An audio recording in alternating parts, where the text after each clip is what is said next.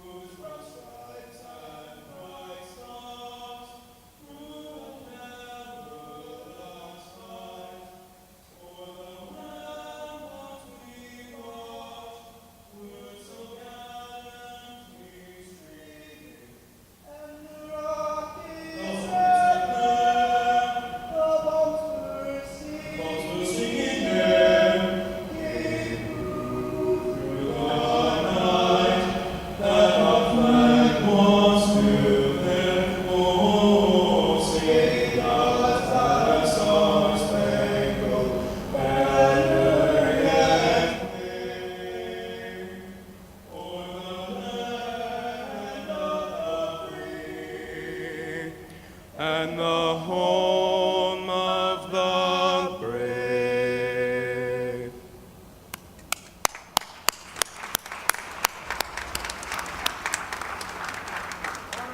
Arm. Left, right.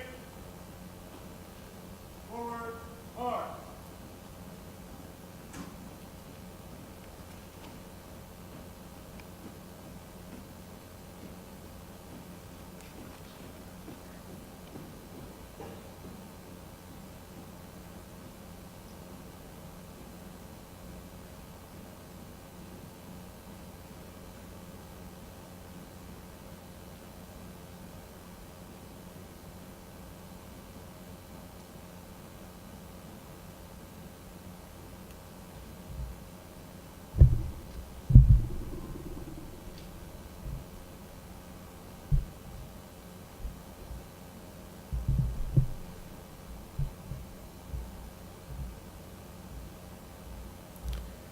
Please be seated.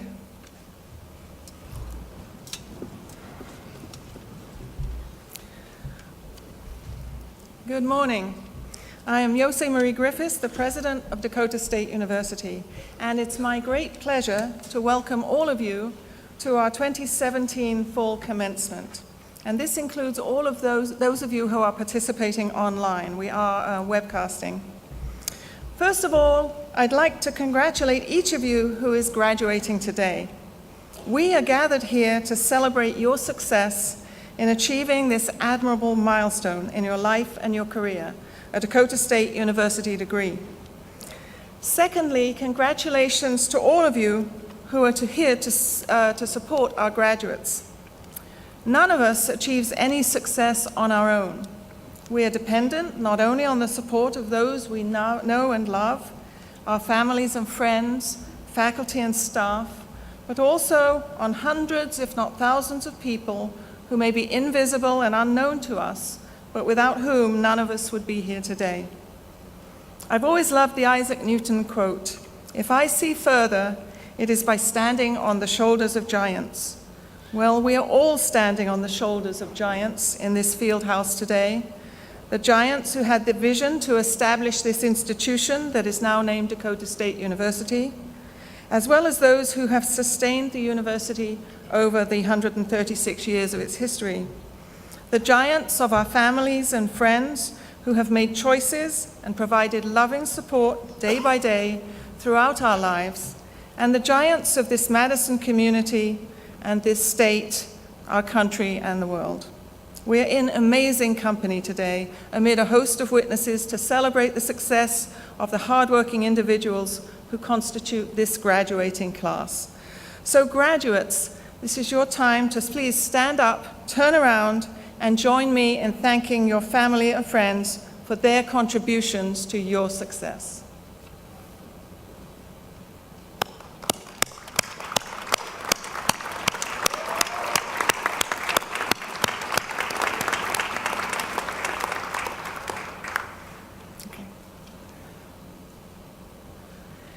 I'm pleased that we have several distinguished guests to celebrate with us today.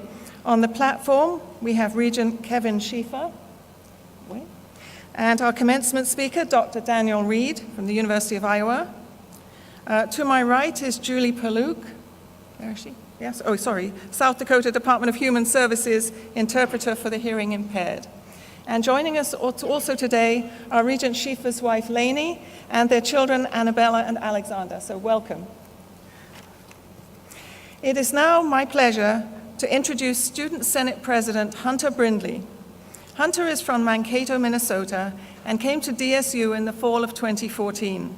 Since he's been at the university, he has served as a freshman resident assistant in Higbee Hall for 2 years and graduated with a Bachelor of Science degree in Network Security and Administration in May of 2017. He now serves as the DSU Student Senate President and is studying for his Master of Science degree in Information Assurance and Computer Security. Hunter plans on graduating in May of 2018. Please join me in welcoming Hunter.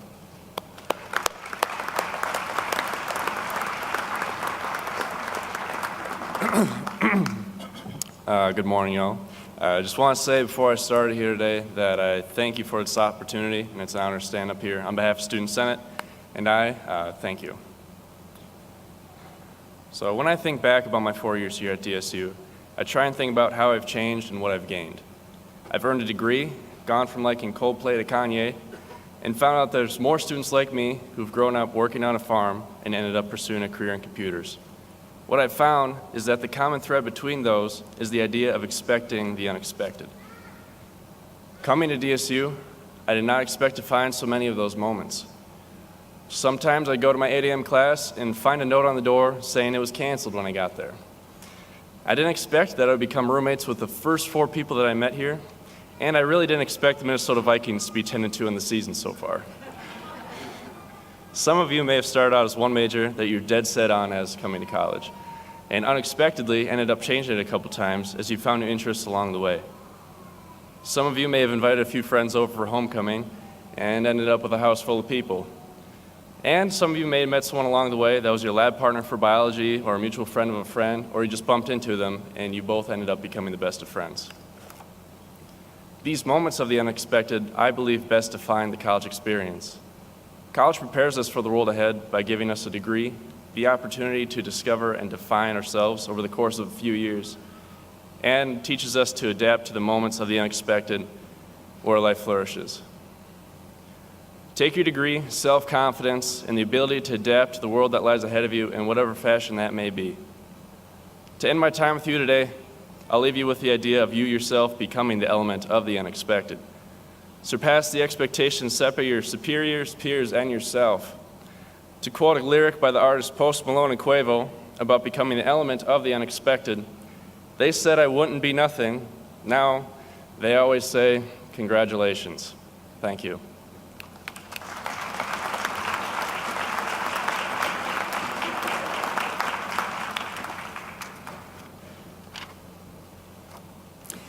Thank you, Hunter. The South Dakota Board of Regents describes an honorary doctoral degree as its highest honor, bestowed on individuals who've achieved distinction in their professions, have rendered outstanding contributions or service, and/or have made a recognized scholarly or service contribution at a regional, national, or international figure. Dakota State University has a long tradition of awarding honorary degrees. We award an honorary doctorate to a person we determined has earned this recognition as a role model and a living illustration of the values and contributions we seek to instill in our graduates. A Dakota State honorary doctorate affirms that the honorees have distinguished themselves by their vision, courage, compassion, proven success, and generosity, with special emphasis on how they help other individuals and organizations succeed. And today, it is my great honor to confer on Dr. Daniel A. Reed an honorary doctorate of science.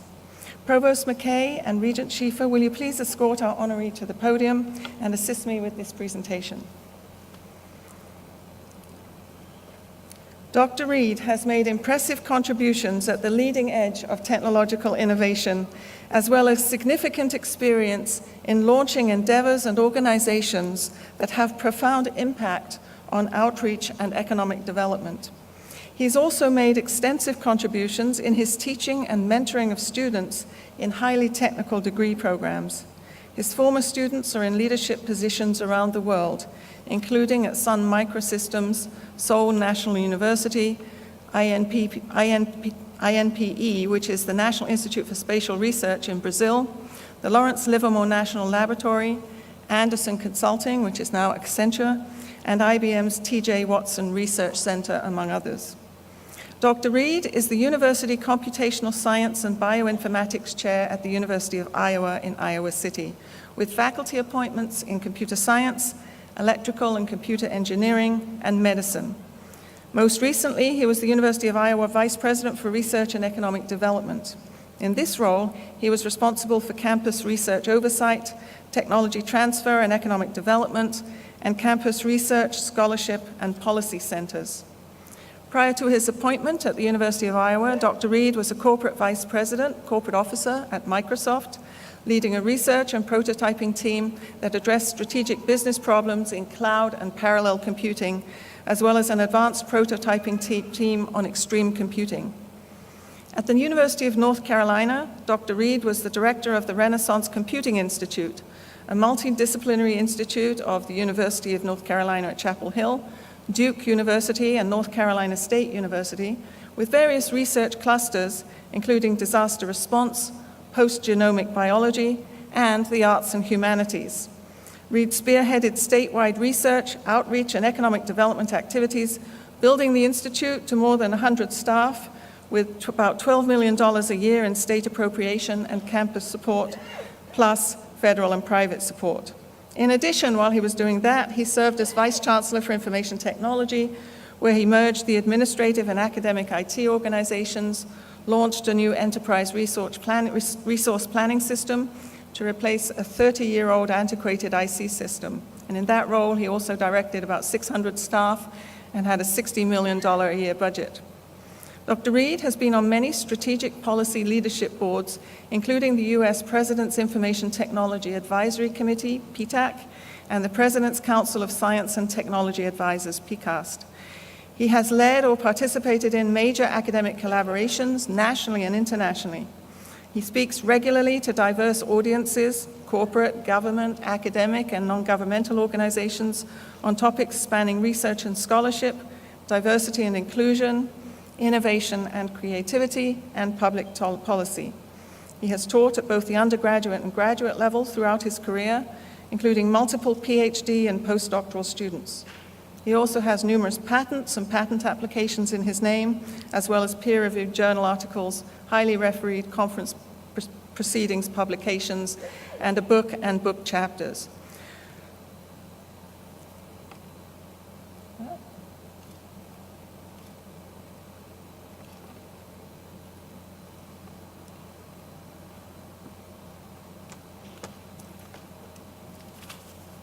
Please join me in congratulating Dr. Daniel Reed.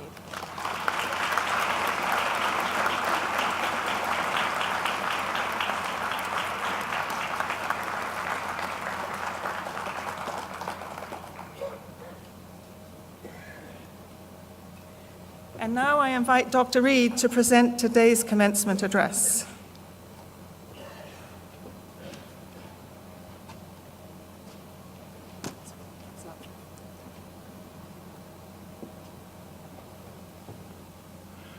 Thank you, President Griffiths, and the podium party and all of you for that gracious and lengthy introduction, as well as this high honor. I'm always embarrassed when people read about me, but thank you.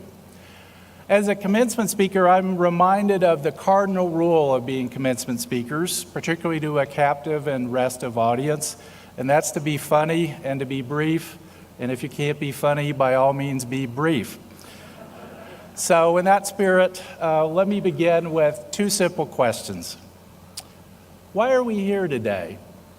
And what are we celebrating? Outstanding achievement? Of course. Anticipation for the future for my graduates? Absolutely. Celebratory photographs with family and friends? Of course. But looking back on those photographs, you'll marvel both at your own youth and the youth of your parents, and then you will shudder at your attire. Trust me on this. In my case, neither the polyester plaid suit in my commencement photos, nor I might add my long curly hair, have stood the test of time. In fact, my wife now leaves the engine running when I go get a haircut. She calls it a drive-by. But humor aside, we're here today to celebrate something extraordinary, something that defines our very humanity, the hopes of parents and the dreams of children, both shaped by public education and the dedication of teachers and scholars. So let's go way back to the very beginning. Two great inventions, arguably, agriculture and writing, have defined our civilization. If you doubt the former, simply go out and look at the winter fields here to see the power of agriculture. In the case of writing, it's no exaggeration to say that writing literally created history, because for the first time, knowledge could accumulate and it could be passed from generation to generation by more than oral tradition. And today it may seem inconceivable that accumulated knowledge and insight could be lost, but knowledge and learning have always been at risk, and that's true today.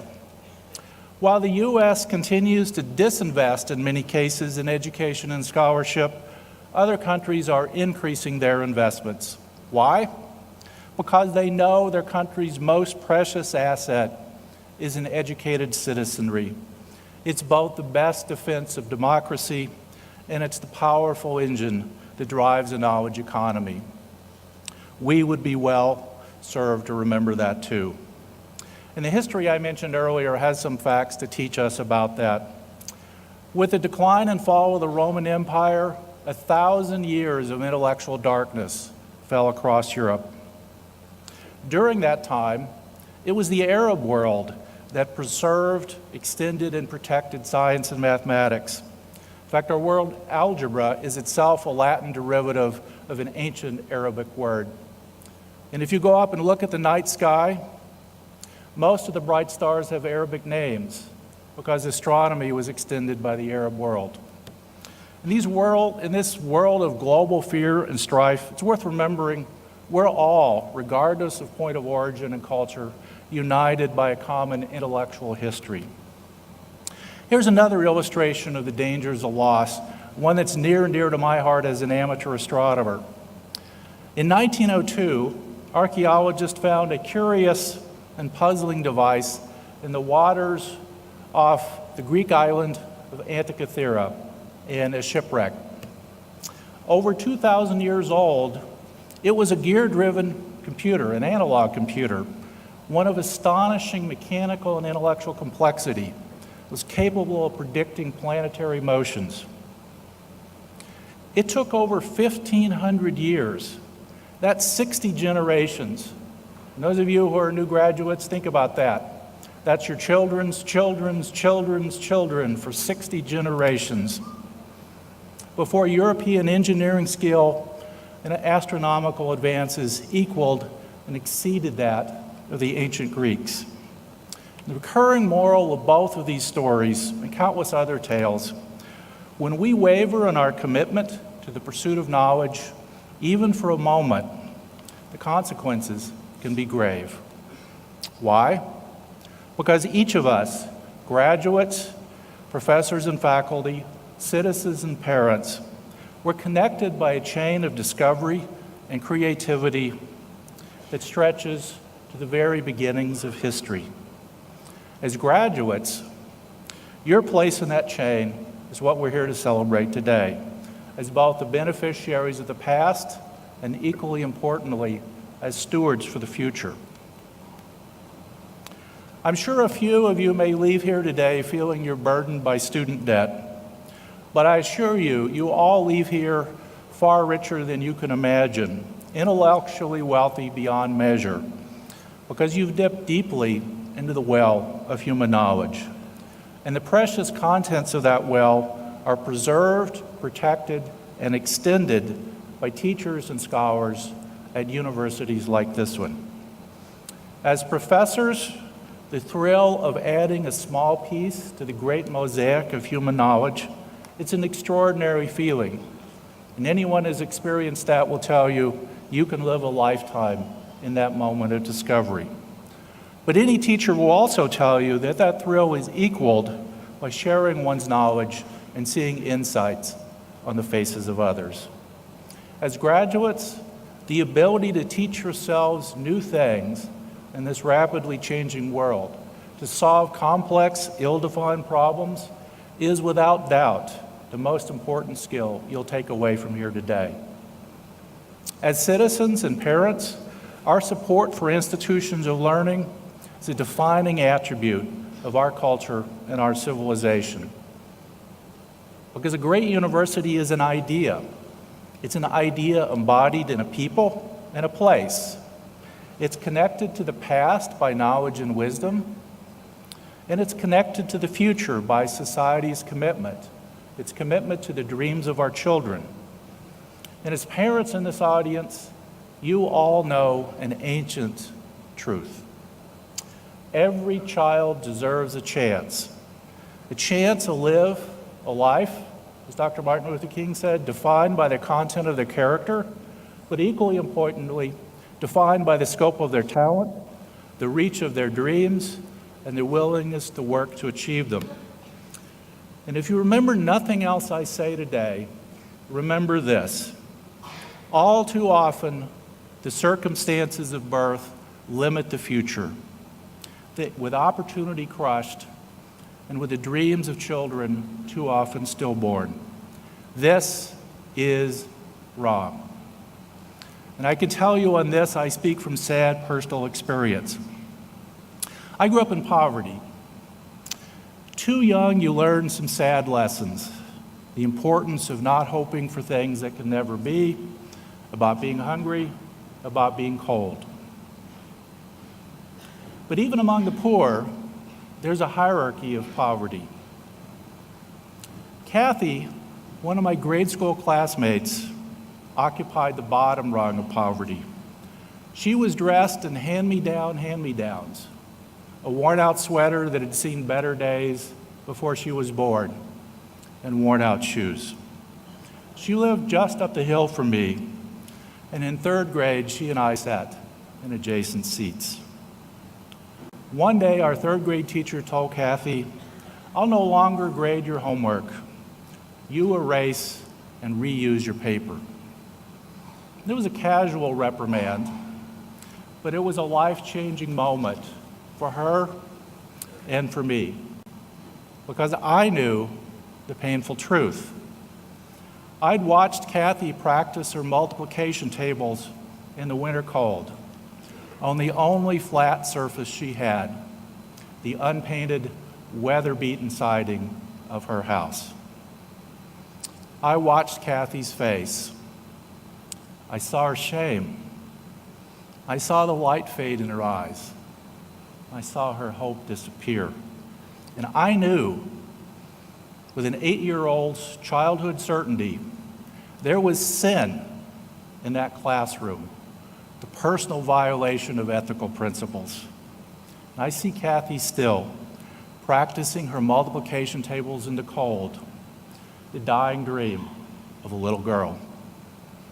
Kathy was lost, but I was found. I was a poor, unknown boy in the Arkansas hills, son of a father with a 5th grade education. But this country invested in me. I was a scholarship boy. It's a gift, and it's a societal act of faith. Still beggars my imagination. It's a debt I can never repay because reality far exceeded my childhood dreams. And because of that, I've preached the following message worldwide. Talent knows no social or economic boundaries. The nurtured dreams of our children are our most precious asset. When we sacrifice investment in their dreams in the name of expediency, our hands are red with the blood of our children's dreams, of Kathy's dreams. Make no mistake, education pays bountiful dividends, pressed down, shaken together, running over. It connects us to the past, and it's a bridge to the future. And all of us here today are powerful witnesses to that enduring truth. The hopes of parents and the dreams of children, that's what we celebrate here today. As graduates, you leave here empowered by a valuable education, and you face a world awash in change. Remember the words of your friendly neighborhood Spider-Man. With great power comes great responsibility. So here's my advice. Meet and engage people unlike yourself. Learn to see the world through their eyes. It's both humbling and illuminating. We are all in the end humans. Dare to take some risks. My grandfather told me, make new and original mistakes. Life's more interesting that way. Be involved in issues that matter. Make a difference in the world. And most importantly, and I cannot overemphasize this one, do good for others, but do it especially when no one is watching. Pay your blessings forward. Someday, you too will harbor the hopes of parents and the dreams of children.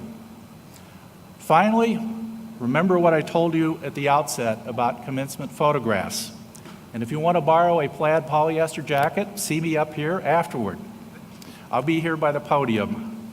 But if you want some advice on hairstyle, you're on your own. There's not much I can do to help you there. Congratulations, and thank you.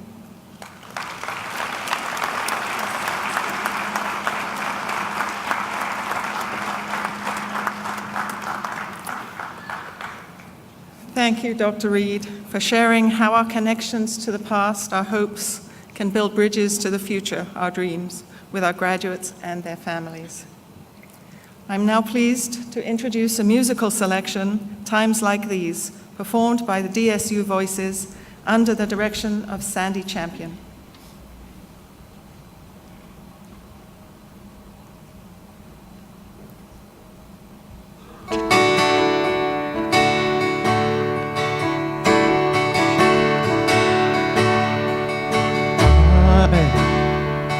A one-way motorway, I'm a road that travels away and follows you back home.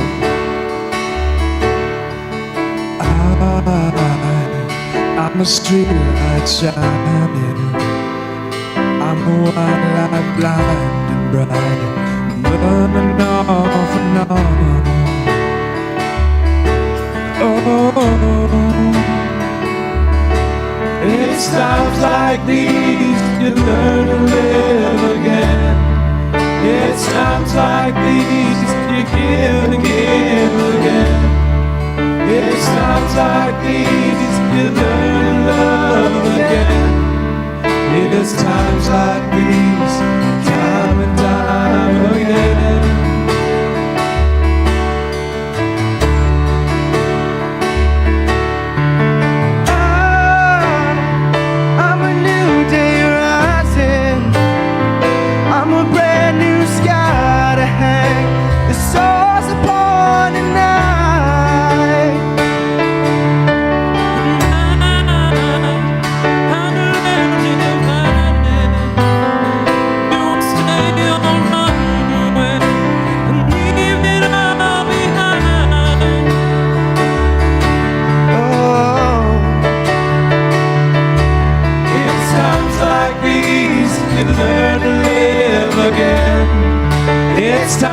like these you give and give again.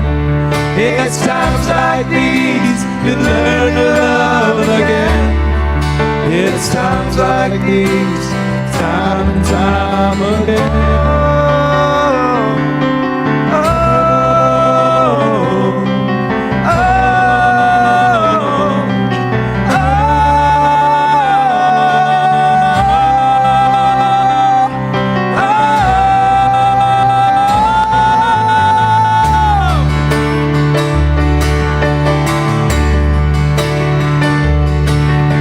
Times like these, you learn to live again. It's times like these, you give and give again. It's times like these, you learn to love again. It's times like these, time and time again. It's times like these, you learn to live again. It's times like these, you give and give again. It's times like these, you learn to love again. It's times like these, time and time again.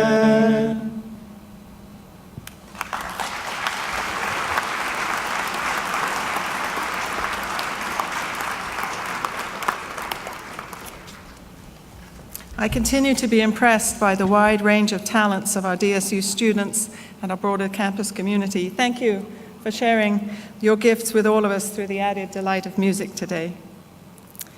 Our commencement ceremony includes a member of the graduate class offering a few words on behalf of the graduates. Samantha Lucy has always been a pursuer of knowledge, both inside and outside the classroom. Wanting to instill this zeal for learning in others, Samantha has engaged herself with young people through volunteering and various organizations on campus, including the Teachers of Tomorrow. She will graduate with a bachelor's degree in elementary education and special education and is advancing her degree this spring through the Masters of Educational Technology program at Dakota State. When she's not reading, Samantha can be found listening to music, crafting, and I'm told telling bad puns. Samantha.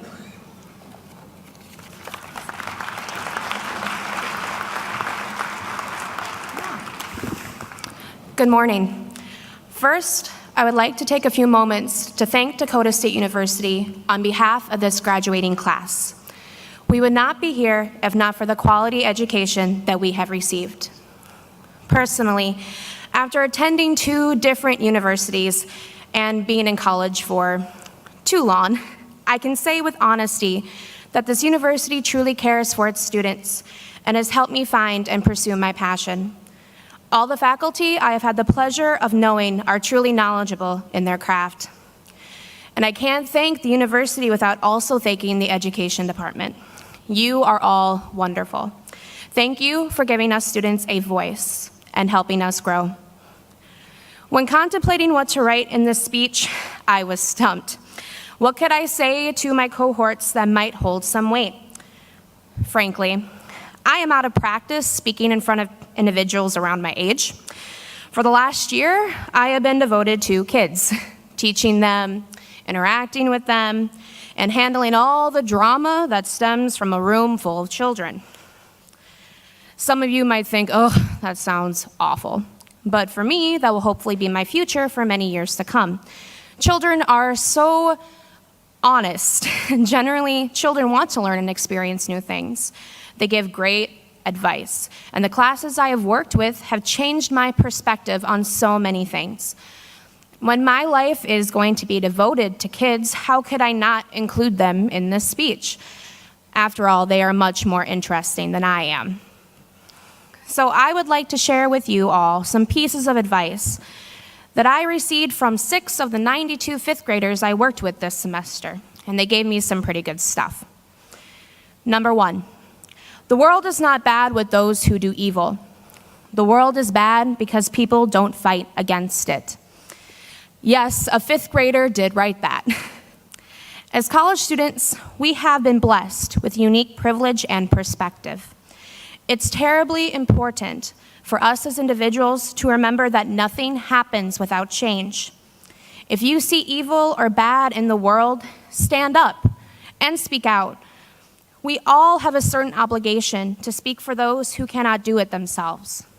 Seek good and fight for it. Find those who share your opinions and fight together. Change affects change. Number 2, make sure your friends and family know you enjoy your time with them. Our time in this world is so unpredictable. If you don't take the time to show love and kindness whenever possible, you might regret it. Whenever my dad and I talk on the phone, he always says, "I love you," before he hangs up.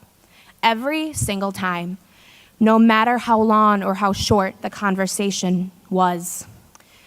You might lose your family randomly one day to tragedy, or a friend to illness. Show you care, and not just a family of choice or friends, but to everyone. Love and kindness are some of the strongest things in the world. They make a much greater impact than you realize. Number 3, we talk a lot about being kind to others, but being kind to you is also important. We need to remember that our own health is vital, not just physical health, but mental, emotional, and spiritual health as well. It is okay to not be okay. Seeking help, whether getting a personal trainer or seeking out a counselor, is not something to be ashamed about. It is not a weakness. Recognizing you need help and being brave enough to find it is a strength. Be as patient, thoughtful, and kind to yourself as your parents and teachers told you to be to others. You matter. Number 4, always remember your childhood dream. The dreams we had as children show a lot about ourselves as people. Maybe you can't afford to become a vet or aren't brave enough to run off and join the circus. But you can certainly volunteer at an animal shelter or find a way to bring joy and fun to those who need it. Finding the intent and purpose behind these wants from childhood can help us keep that inner child in all of us alive. When I was little, I dreamed about becoming a doctor. Looking back on it now, all I wanted to do was help people. I get to do that now, and that is pretty cool. Number 5, don't do something if you don't know why you are doing it. This was my favorite piece of advice I got from a student. Find the purpose behind everything you do, and more importantly, believe in it. Feel about it so strongly that people in the back of the room can hear you when you whisper. There is so much power in truly believing in yourself, your goals, and your passions. Put your all into whatever you decide to do, and it will always have more meaning to you and the individuals with which you speak. Number 6, the last piece of advice I have to share with you is this. Every day might not be good, but there is a little good in every day. Even with the negativity the world holds right now, every day can hold something good. Find the good in every day and hold fast to it. It can be as extraordinary as holding your child for the first time, or as simple as having a really, really good cup of coffee. Find what you find good, what moves and inspires you, and hold on to it. If we choose to bring more good and kindness into the world, we can make it a much warmer place. Congratulations to the graduating class of 2017. Remember to treat yourself kindly, always learn something new, and pursue your passions and goals with zeal. Best wishes to all of you. Live long and prosper.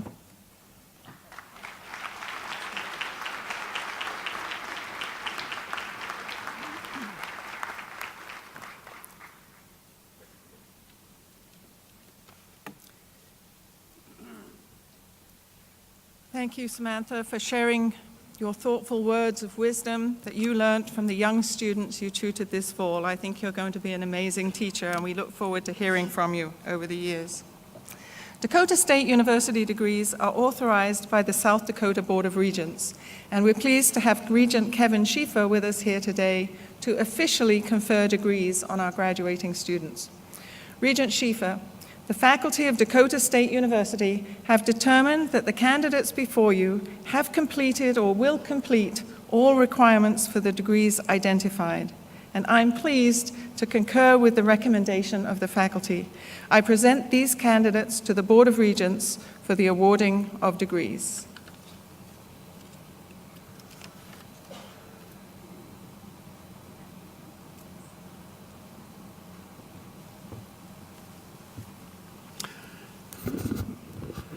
Thank you, President Griffith.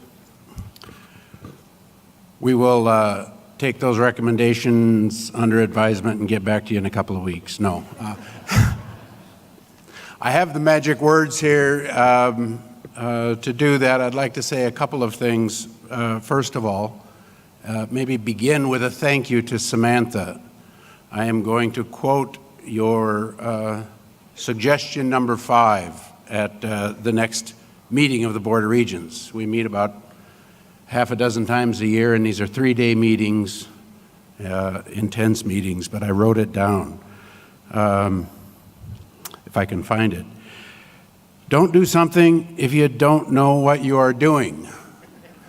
Those 3-day meetings are going to last about 45 minutes from now on.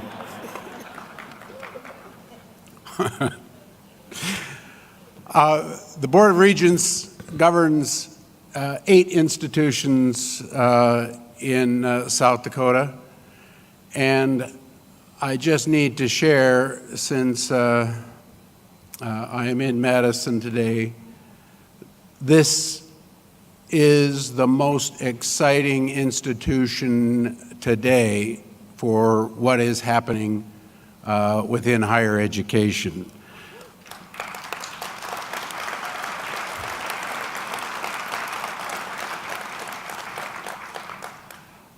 That is not because we don't have many exciting things happening at the other institutions, but in terms of an earth-moving fundamental change that is at our doorstep, in large part thanks to the leadership of President Griffith, it is really, really, really exciting to be part of it, and to be watching it and to be involved in it. I do think it is worth noting that the potential this has, not just for this institution, but for the entire country, is so very exciting. And it happened because of the people in this room. It happened because, I think, of great political and intellectual leadership from President Griffith, Governor Dugard, I hate to admit it, but your local regent, Randy Schaefer, and so many others, and because of the generosity of the Beacons and the Sanfords, it is an opportunity that is just takes your breath away a little bit. But at the foundation of it all are the people in front of me. There's a lot of money out there, there's a lot of exciting things happening, but you have to have a core, a base. Smart people don't throw that kind of money at dumb projects. You have built something here in the last 2 decades that has deserved the attention this institution has received. And that doesn't come overnight, that doesn't come with a wave of a wand. That comes from establishing a foundation that the people in the first 3 or 4 rows here have, and on the stage, excuse me, have worked on over the past decade or more. And it comes from having someone with the energy and the foresight and the leadership capabilities of President Griffith, who brings all of that together and capitalizes on what you've built. And I can say nothing other than congratulations, and more importantly, thank you. Thank you. Thank you.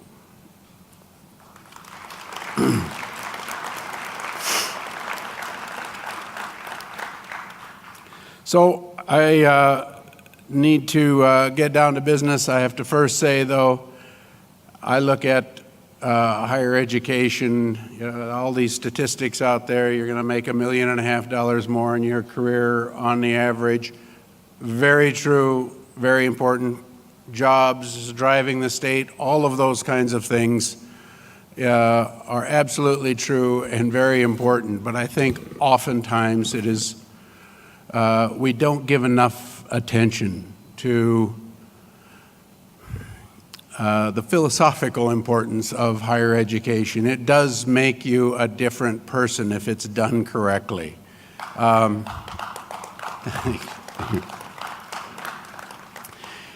As I listened to Hunter speak today and reflecting on how this institution has changed him over the last 4 years, it was just a very reassuring sense that that spirit is very much alive and well here. You're graduating outstanding people, and you have a great representation here. So I'm very proud of that, and listening to that, you reassure me a lot.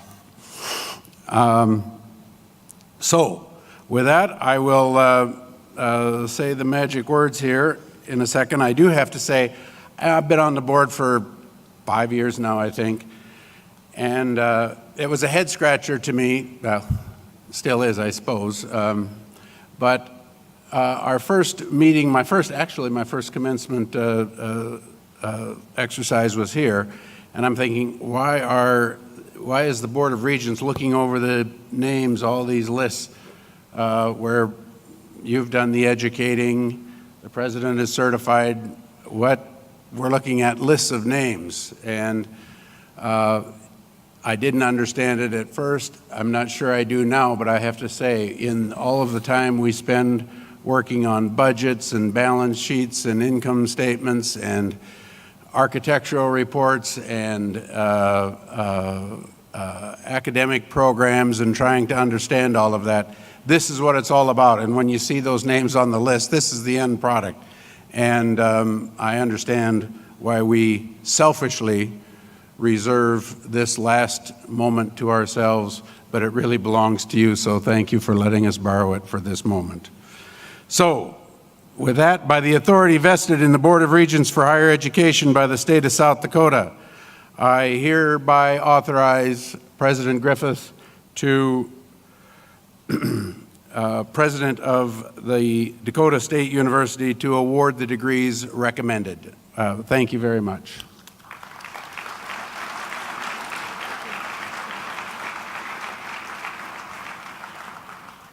Thank you, Regent Schiefer.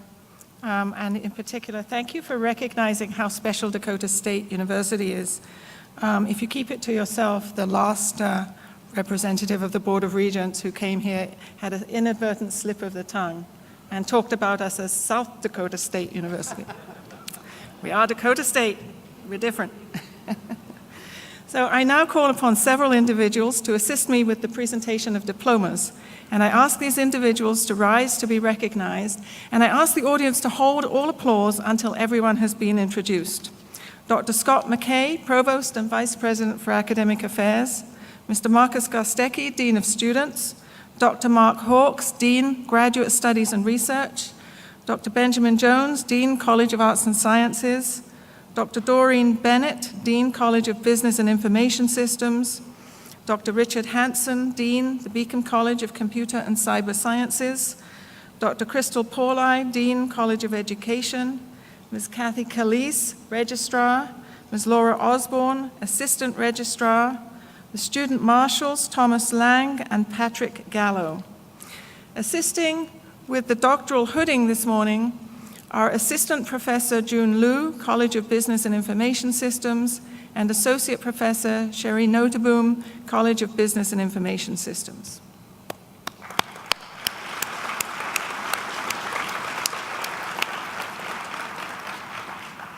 Today, we're especially pleased to present doctoral diplomas to 2 graduates of our Doctor of Science in Information Systems program, and I invite Provost Scott McKay to present these candidates.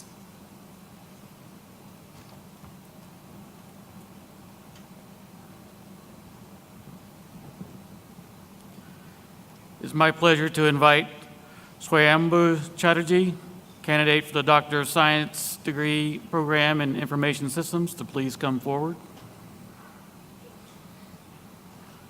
I would also like to invite his dissertation chair, Dr. June Liu, and the Dean of Graduate Studies and Research, Dr. Mark Hawks, to please come forward for assistance with the hoodie.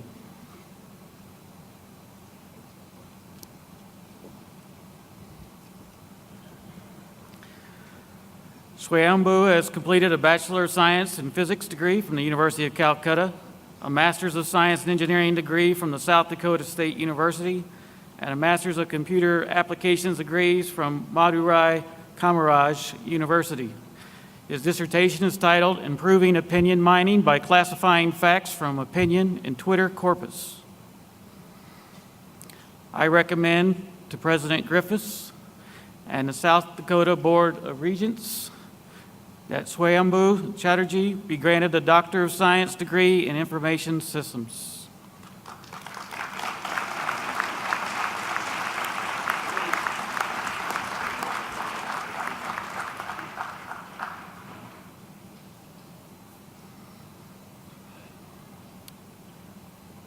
Thank you.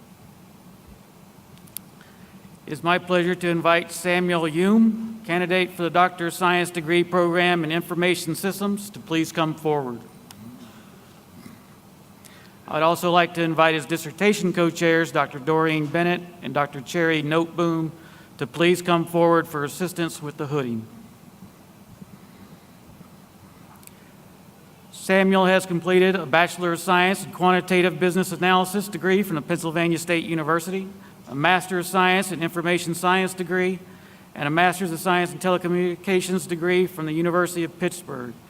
His dissertation is titled Enhancing Traceability in Clinical Research Data Through an Information Product Framework.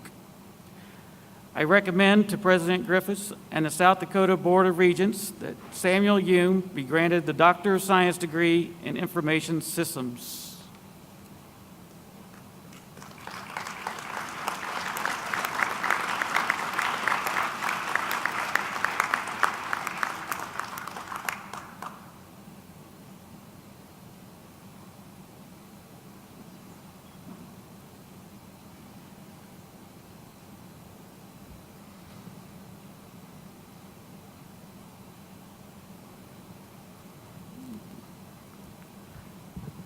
Thank you.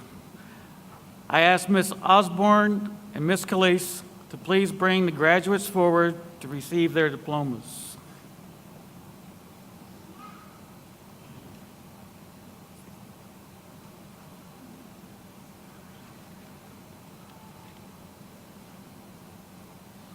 Will the candidates for the master's level degrees of Dakota State University please rise and come forward?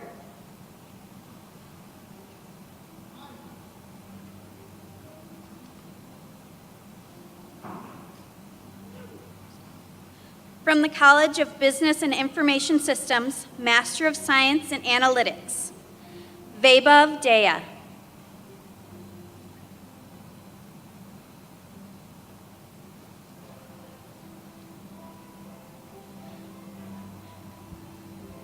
Srijana Podel.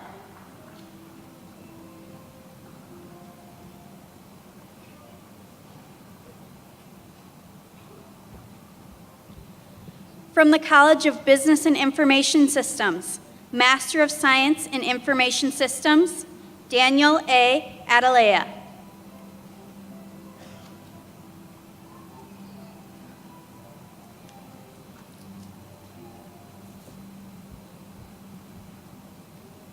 Sipson Chiryankandith.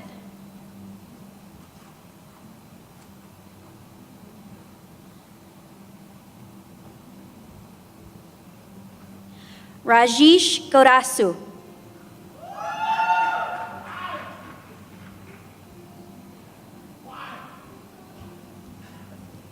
Kiran Shrikande.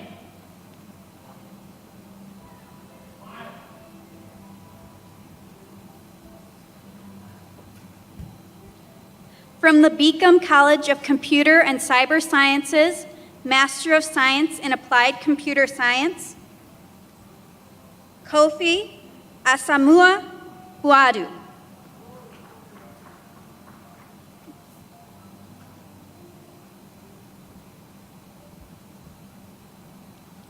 Lorenzo J. Gallegos II.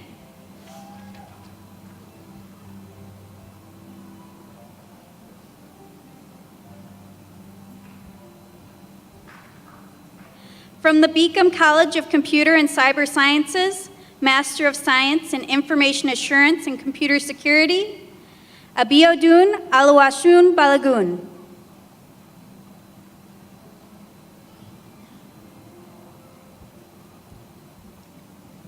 Harrison Halma.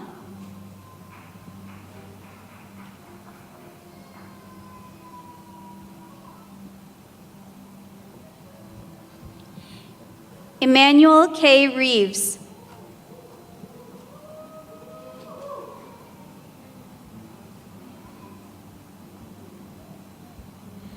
Sagar Shrestha.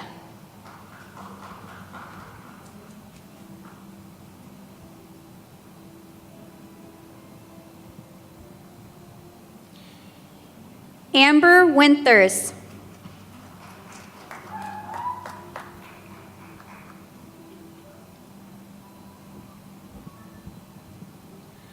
From the College of Education, Master of Science in Education and Educational Technology, Alicia R. Erstad.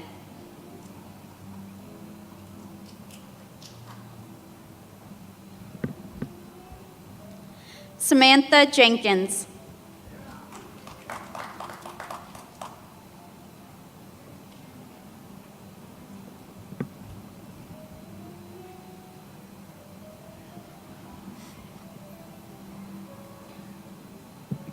Will the candidates for the baccalaureate level degrees granted by Dakota State University please rise and come forward?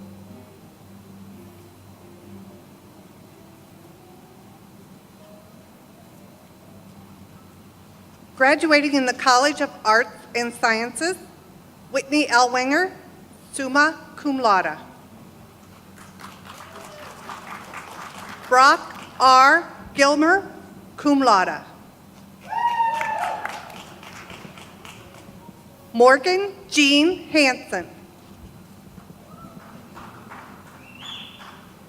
Shelby Hieronymus, also graduating Computer Game Design, cum laude.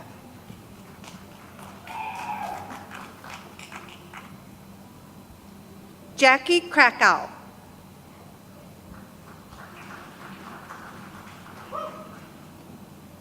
Haley M. Paulson, magna cum laude. Paula L. Rodriguez, magna cum laude.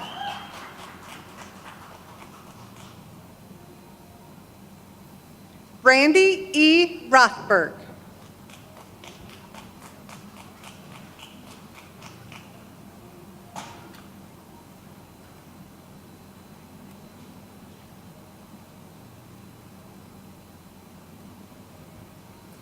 Brittany M. Shop Owens.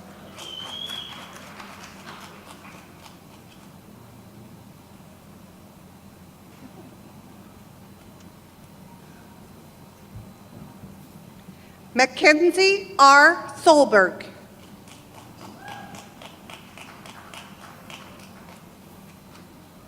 Sean A. Watkins.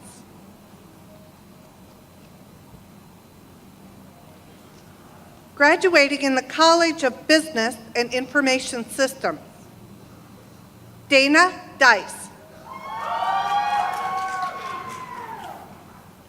Leah Alice Hofer, summa cum laude. Tira Laws.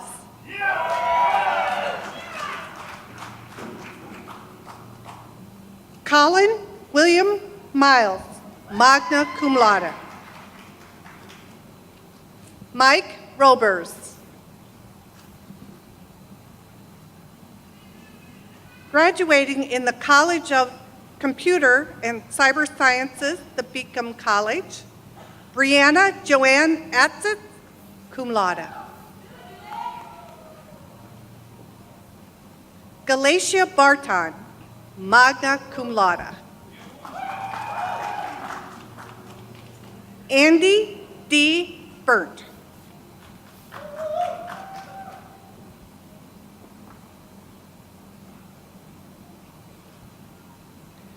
Giovanna Bogdanovich, magna cum laude.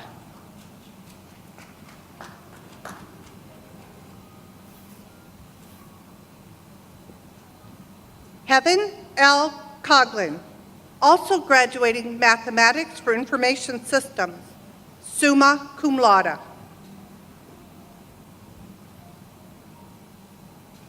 Caleb G. Dubala.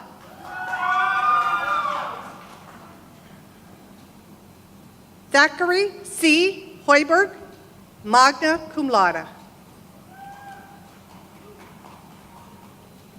Joshua Ingalls.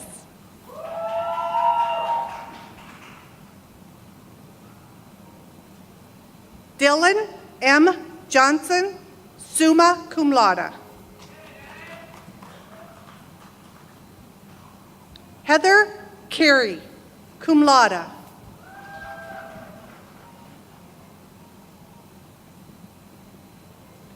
John A. Leifson.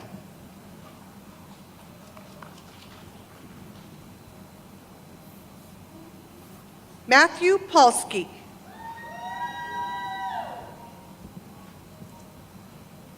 Brennan Pay. Jason Daniel Perry.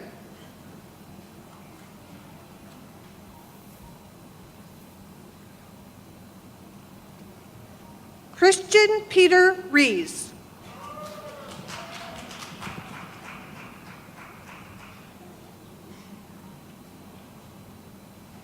Nicole D. Roback.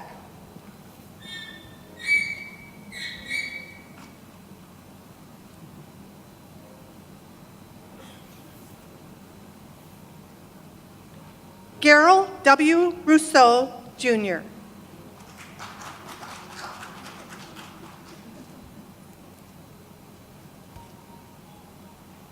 Nicholas Wagner.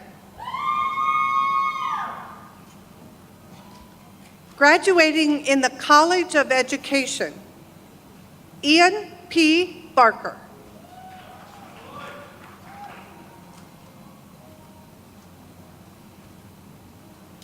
Josie May Corliss, cum laude.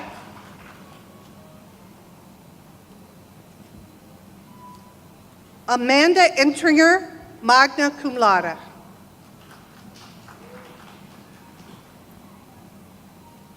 Courtney Ray Holstein.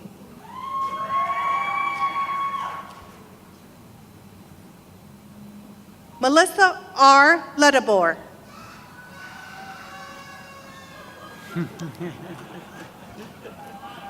Samantha Joanne Lucy.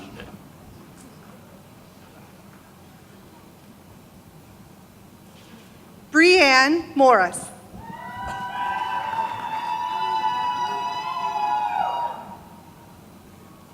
Darian Office.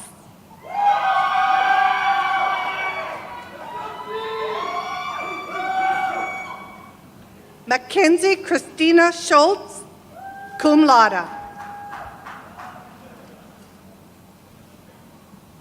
Jerica Marie Thompson, cum laude. Graduating in the interdisciplinary majors, Jamie L. Lindner.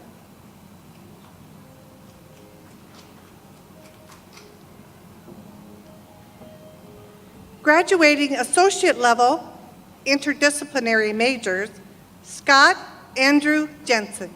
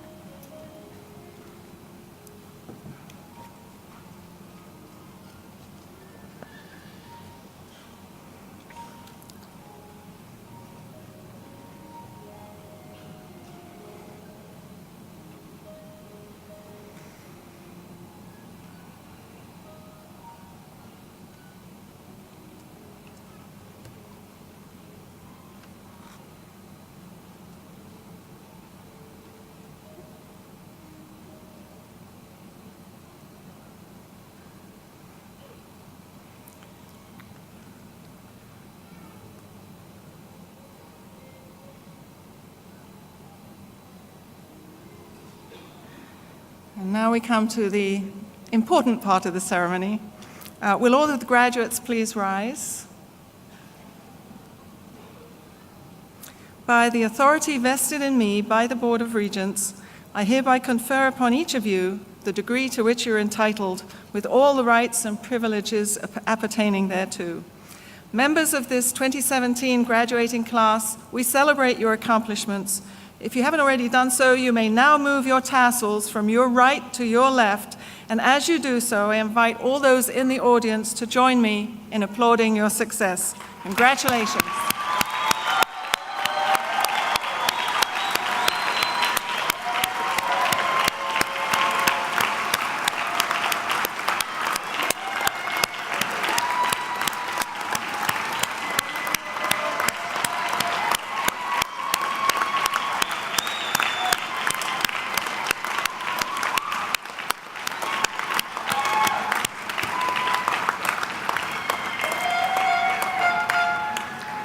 You can remain standing for a second, graduates. There's one group present that we haven't yet recognized today.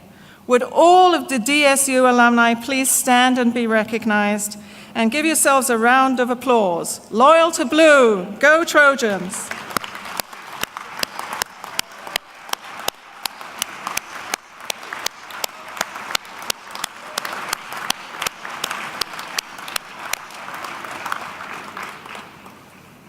Please be seated.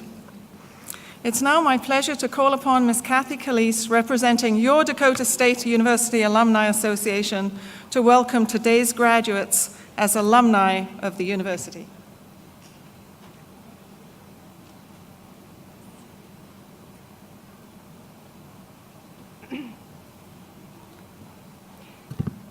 It's certainly my pleasure to represent the Alumni Association this morning, and just to put your mind at ease, I am a member of the class of 1983, before many of you were born, so it's my privilege.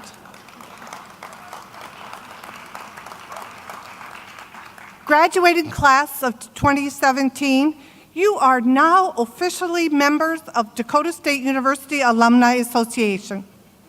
So on behalf of more than 12,000 DSU alums, I congratulate you on your achievement. You join alumni across the nation and around the world who all have one thing in common. We're all proud DSU alums. This is a transforming moment. You entered this room today as a college student, and you're leaving as alums. Over your lifetime, many people will ask you, where did you go to school? And I know you will answer with pride, I was a graduate of Dakota State University. The relationship you have developed with DSU is permanent and it's lasting. The transition from student to graduate makes you a new partner in the future of our alma mater. Your continued involvement is important in helping to shape this university for generations of students who follow you. Come back for homecoming. Join us for alumni events. Serve on advisory boards. And yes, when you're able, give back to your alma mater as someone gave back to help you. Several of you are wearing blue and gold cords today, signifying you are legacy graduates.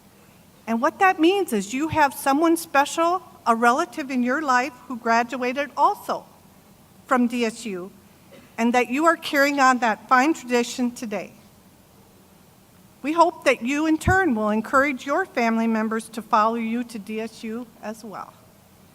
So again, on behalf of our Alumni Association, congratulations, welcome, go Trojans.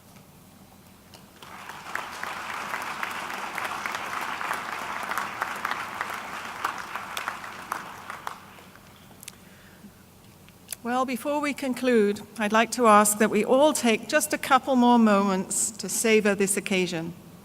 Graduates, or should I say new alumni, this is a significant milestone in your lives and in the launching of your careers on various trajectories of success. We don't know where your paths will lead you as you leave Dakota State, but we do know they will be wider and rich with greater success and experiences than had you never attended Dakota State University. And as you leave, I challenge you to take with you the knowledge and wisdom of those under whose tutelage you sat. I challenge you also to stay in touch with the people who've been significant to you during this time. Those relationships will shape your lives in ways you may not yet see or understand, but they are important, and you need to continue to nurture them, if only from a distance. Most of all, I challenge you to stay in touch with the person you have become during your studies here at Dakota State, and as a result of all your education and experiences that have led you here to this day. So at this point, I was going to tell another story, but I've already told one, so we're fine. So family and friends, on behalf of the faculty, staff, and students of South Dakota, now I did it. Oh, and I had that wonderful comment for the Regents. Gosh, I truly apologize. And it's right in front of me, Dakota State University, so I can't read anymore. So on behalf of us all here at Dakota State University, I thank you all for attending this commencement. We invite you to join your graduate and the faculty at the Dakota Prairie Playhouse for punch, coffee, and cake in recognition of today's graduates. And to conclude this commencement, I ask that the entire audience rise and join in the singing of the Alma Mater led by the DSU Voices. The words are on the back of your program. And after the singing, please remain standing for the recessional.